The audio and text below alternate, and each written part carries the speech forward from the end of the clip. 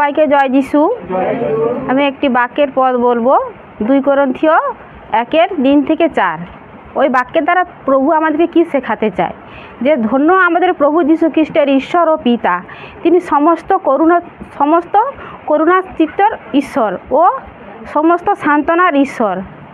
কেন তিনি আমাদেরকে সমস্ত ক্লেশের মধ্যে সান্ত্বনা করেন, এবং আমরা সেই সান্ত্বনা দ্বারা যেন যে সান্ত্বনা পাই, ঈশ্বর দত্ত হইতে যে সান্ত্বনা পাই, সেই সান্ত্বনা দ্বারা ক্লেশের পাত্রদিগকে সান্ত্বনা করিতে পারি। তো ধন্যবাদ হোক প্রভু যিশুর বাক্য, যে সাক্ষী শুনলাম না, সাক্ষী শুনে কি মনে হয় যে এই প্রভু যিশুর বাক্যই পারে আমাদেরকে মানে জীবন দিতে কিংবা শান্তি দিতে। কেন বলছে ধন্য আমাদের প্রভু যীশু খ্রিস্টের ঈশ্বর ও পিতা। একমাত্র ঈশ্বর প্রভু যীশু, আর তিনি একমাত্র পিতা। কেননা আমাদের একমাত্র সৃষ্টিকর্তা সেই, কিন্তু জগতের মানুষ এটা জানে না।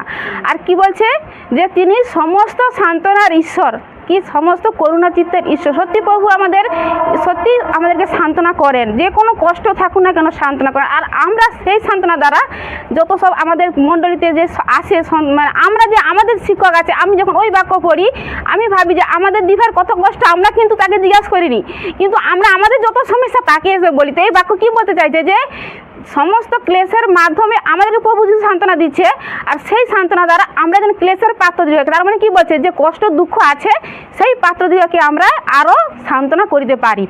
তো এই বাক্য দ্বারা এতটাই শিখতে পেরেছি। তো ধন্যবাদ করি সে প্রভু যিশুকে, আর সবাইকে জয় যিশু।